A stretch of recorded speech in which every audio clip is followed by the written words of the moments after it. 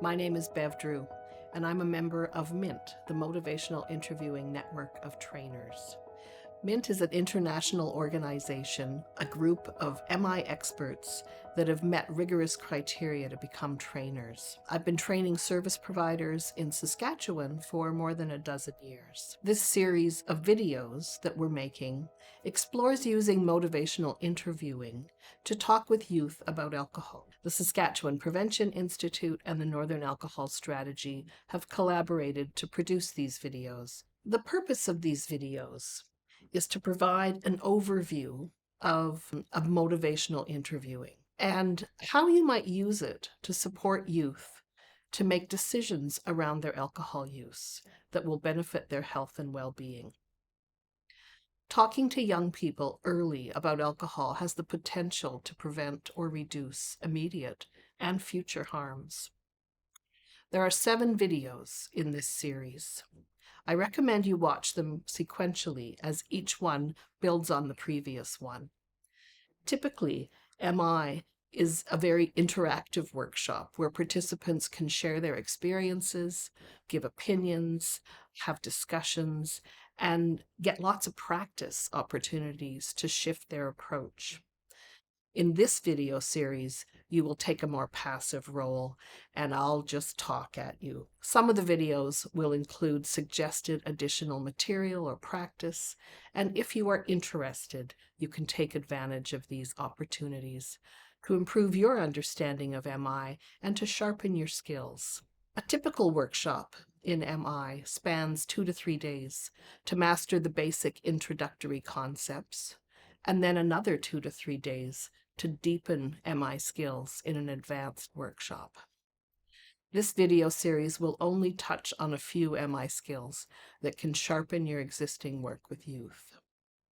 If you're inspired to learn more MI, you might consider taking a workshop. I'll provide some information about how to do that in the last video of this series. I'm going to take a few minutes to start off to introduce you to the Saskatchewan Prevention Institute and the Northern Alcohol Strategy. And then I will get into the content of the video, youth, alcohol, and a brief introduction to using MI. The Saskatchewan Prevention Institute, a provincial nonprofit organization, was started in 1980 by a group of dedicated volunteers who saw the need to focus on primary prevention for the health of children.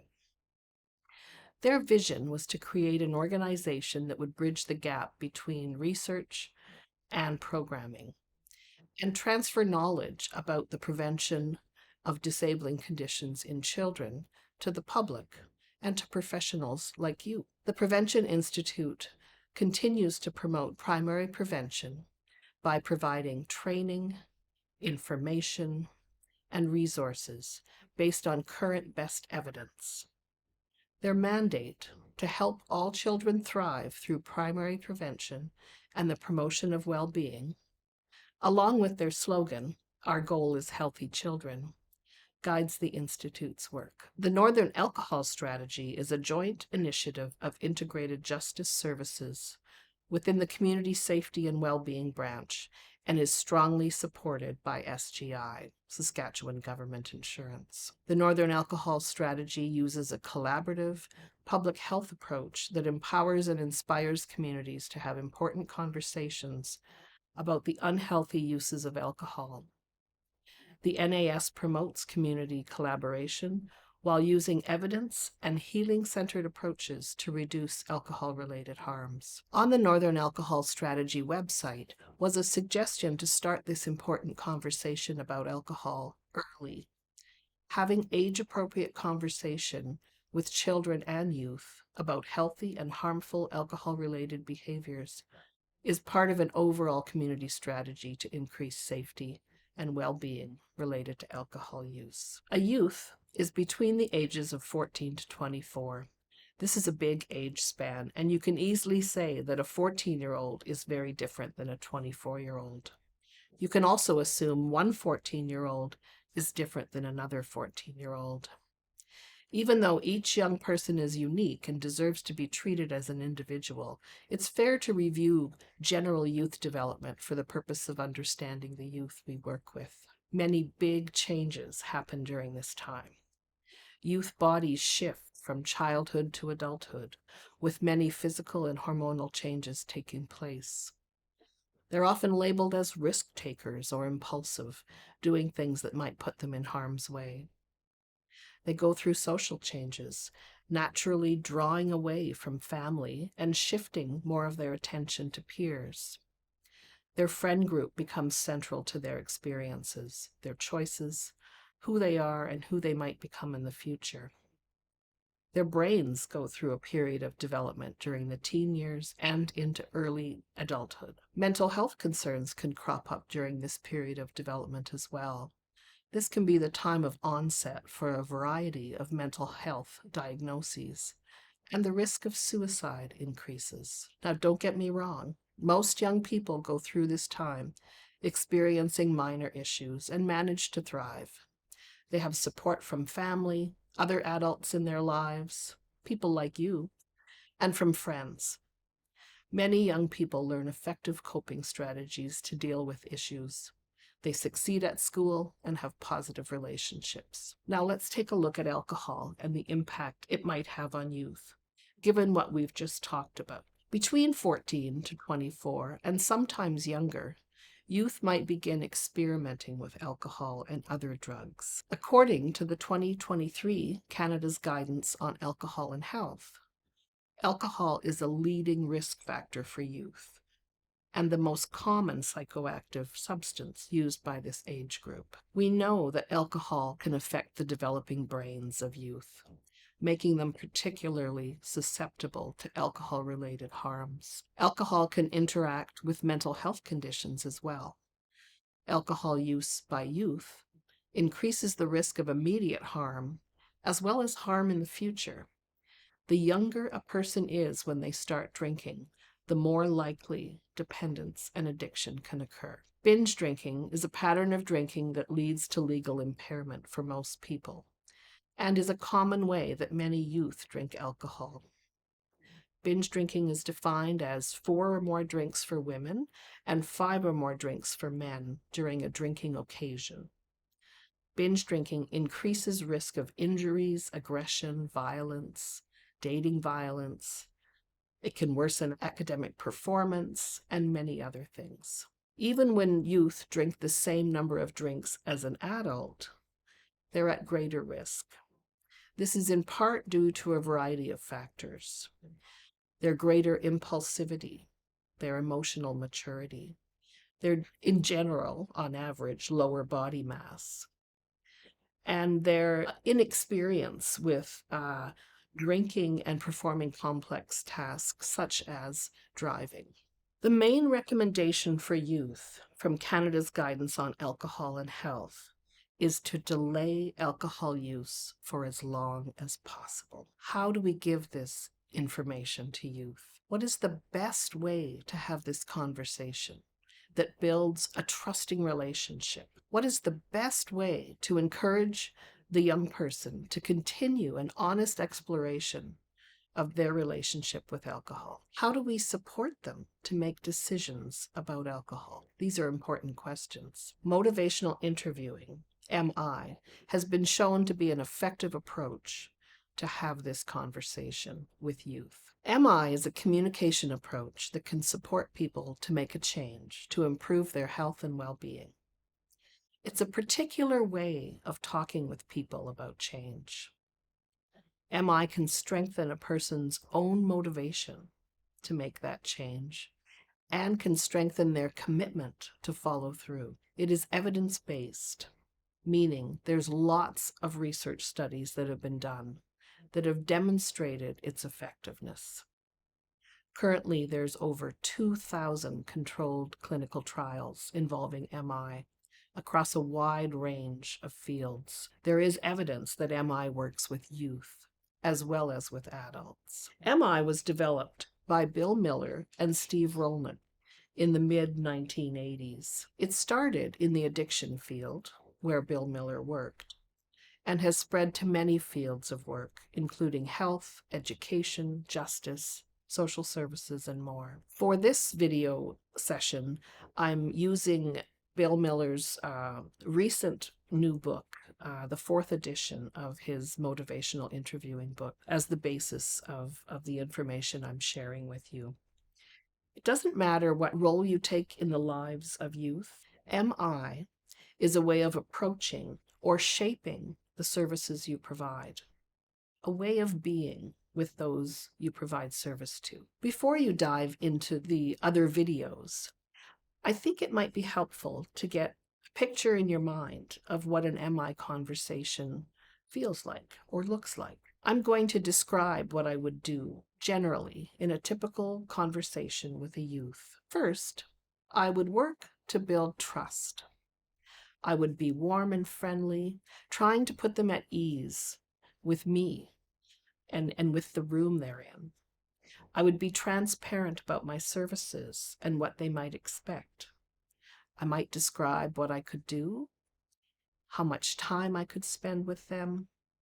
I might talk about confidentiality if that's part of my work, and when and why I couldn't keep information in confidence. So I would be really upfront and honest. I might start by asking them to tell me a little bit about themselves so I could begin to get to know them. I would focus the conversation by finding out from them, asking them what they hope to get from our work together, what their priorities are. I would make it clear that I don't plan to try to make them quit or cut back on their alcohol use. I would explicitly give them control over their own decisions and their life. And to be honest, they have control anyway. I can't make them do anything. So being explicit about that, really puts them at ease.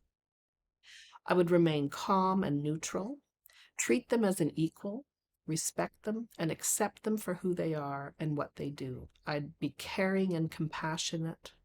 I would work to empower them to make decisions for themselves and to see their own strengths and skills and abilities. I would work at drawing out from them, evoking their experiences, their opinions, what they know, what they think, their thoughts, feelings, their values and beliefs, and what they want for their future. You know, it really doesn't matter what I think or feel about something. What's most important is their own exploration of their thoughts and feelings. My job is to skillfully guide this conversation without judgment and without telling them what they should do. Being an MI practitioner means being a guide. I would work to listen, to really listen with empathy. Empathy helps to really understand them. And more importantly, it helps for them to understand themselves. I would demonstrate that I'm listening and understanding by reflecting back what I hear from them. I might also reflect back what they aren't saying, but what I think might be there. It's kind of like reading between the lines or figuring out what's underneath that. I would ask some open-ended questions, being careful not to throw too many questions at them. These questions, these open-ended questions, allow them to steer the conversation and to really explore both sides of their ambivalence about the possibility of making change in their alcohol use. I would empathize with what they see as good about using alcohol and draw out any reasons they might have for making a change. So I'd help them explore both sides of that. Again, it's best that they come up with the reasons for making a change. If I argue for making a change, their natural response is to defend their position and why they should continue to drink. The impact of me trying to get them to change is that they actually can talk themselves into continuing to drink. Throughout the conversation, I would look for genuine strengths and character traits that I could mention out loud. It's one thing for me to think about them, but when I say them and when I describe them with specific detail and focus it on them, then these affirmations help to build their confidence that they can make a change if they decide to. I would skillfully kind of shine the light more on the possibility of change rather than focusing on staying the same. So just paying a little more attention to the change side. Staying the same is continuing to drink at the current level. And what we're working towards is perhaps to get them to make a change. So I would continue to reflect, provide summaries, ask some open-ended questions, with the goal of increasing their own talk about change. At the right time, when I know they're ready, I might ask, are they ready to consider making a change? What might that change be? What would it look like? And how would they see getting there? I could help guide them through a change plan, but I would be very careful not to rush to this spot, which oftentimes service providers do. They feel like they're getting the job done, but just settle back and let them take their time. I'll end this MI snapshot here. Of course, a conversation can go many ways, and I would respond differently depending on each conversation. I hope this has given you just a bit of a taste, a little bit of insight into MI to start us off on this learning journey together. In this video, we've briefly considered youth development, alcohol and its impact on youth, and introduced the idea of having careful conversations with youth about alcohol. I've provided you with a brief introduction to motivational interviewing and a snapshot or a picture of what I would focus on in an MI conversation. In the next video, I will talk about the approach or philosophy needed for an MI conversation. Thanks for watching.